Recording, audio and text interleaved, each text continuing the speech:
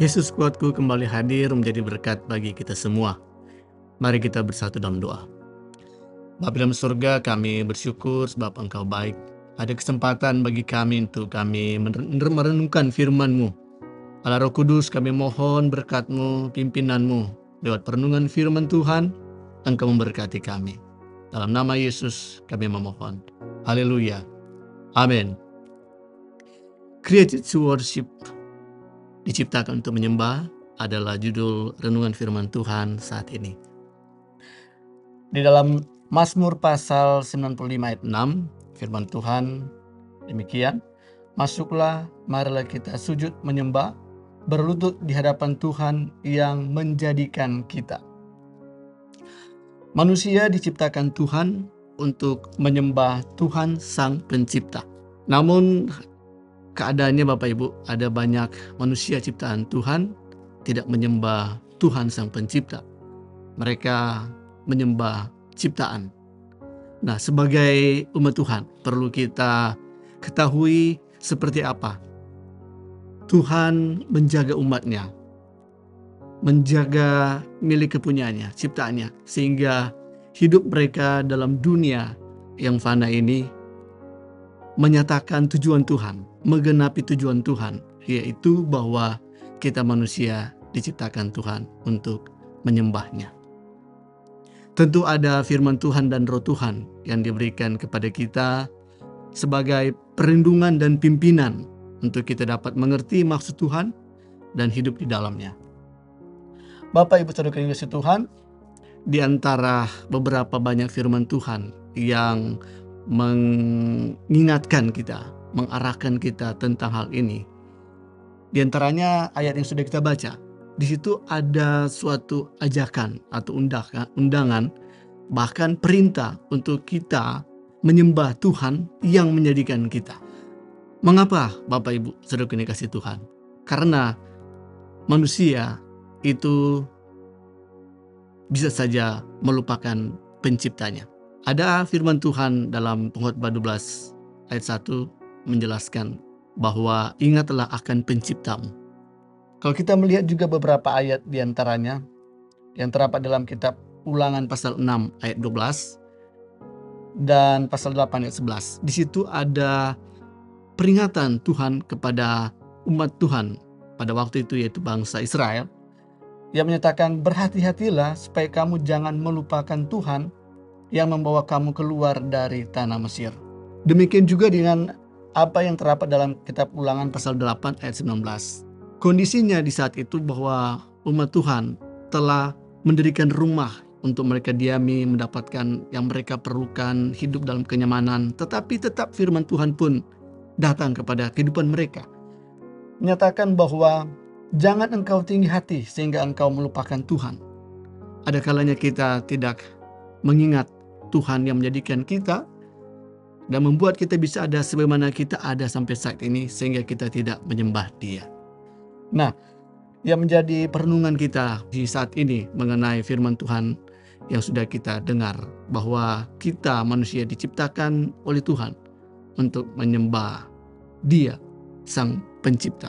Dia yang menjadikan dan yang membuat kita bisa ada. Bila kita senantiasa mengingat akan Tuhan. Kalau kita tidak mengingat akan Tuhan, kita akan menjadikan sesuatu objek untuk kita sembah dalam keseharian kita. Dalam beberapa banyak ayat firman Tuhan melarang umat Tuhan pada waktu di dalam Perjanjian Lama, ada banyak firman Tuhan yang menjelaskan, jangan ada padamu Allah lain di hadapanku. Jangan membuat bagimu patung yang menyerupai apapun, dan janganlah sujud menyembah kepada apa yang engkau buat yang menjadikan hal itu melebihi Tuhan yang harusnya disembah. Mungkin bagi kita tidak secara mendekati tentang konteks waktu itu, ada patung-patung yang bisa saja kita sembah. Tetapi ada banyak hal yang kalau kita tidak waspadai, sesungguhnya kita telah menjadikan hal-hal itu berhala. Hal-hal itu telah mengesampingkan Tuhan yang seharusnya diutamakan menjadi prioritas hidup kita. Tetapi hal-hal yang lainnya yang bisa saja kita memberi diri kita lebih banyak waktu untuknya. Dan memuja Dia, menyenangi Dia lebih dari Tuhan, itu sudah berhala, Bapak Ibu. Ada pekerjaan kita mungkin, kalau kita melakukan pekerjaan tanpa pengertian untuk Tuhan, maka pekerjaan yang kita lakukan, itu kita lakukan dengan sekuat tenaga, dengan sesungguh-sungguhnya, tetapi sesungguhnya itu untuk pekerjaan. Bisa saja pekerjaan, hobi, keluarga, bahkan pelayanan yang kita lakukan setiap hari, itu menjadi berhala bagi kita, sehingga kita melupakan Sang Pencipta yang harusnya kita sembah siang dan malam. Apakah hal ini bisa terwujud, Bapak Ibu? Tentu Allah menciptakan kita manusia untuk menjadi penyembahnya dalam kekekalan, untuk kekekalan dalam dunia ini, bahkan kelak ketika Ia panggil pulang kita di sorga nanti, kita akan menyembah Dia selama-lamanya. Ada beberapa hal yang sederhana, Bapak Ibu, untuk kita dapat memaknai firman Tuhan ini, untuk kita hidupi kehidupan kita yang Tuhan masih percayakan sebagai penyembah-penyembah Dia, penyembah yang benar, yang berkenan menyukakan hati Tuhan. Di dalam Roma pasal 12 ayat 1, kita ketahui bahwa ada firman Tuhan yang menyatakan, persembahkanlah tubuhmu sebagai persembahan yang hidup, yang kudus, dan yang berkenan kepada Allah. Itu adalah ibadahmu yang sejati. Kalau kita melihat bagaimana dalam waktu yang lalu, persembahan yang diberikan umat Tuhan itu berupa hewan yang dipersembahkan dan dimatikan di atasnya. Tetapi kita sebagai persembahan yang hidup, namun dalam altarnya Tuhan, hidup kita ini senantiasa harus mematikan keinginan-keinginan daging kita setiap hari. Itu adalah pengorbanan bagi kita, Bapak Ibu. Tetapi itu pun adalah persembahan yang berkenan di hadapan Tuhan. Serahkan hidup kita, bahkan ada ayat yang lain, persembahkanlah anggota-anggota tubuhmu sebagai senjata kebenaran, sehingga hidup kita dalam keseharian akan menjadi persembahan yang hidup, yang berkenan di hadapan Tuhan. Lalu yang kedua, Bapak Ibu, dalam Kolose pasal 3:23 di sana dikatakan, apapun juga yang kamu perbuat, perbuatlah itu seperti untuk Tuhan dan bukan untuk manusia.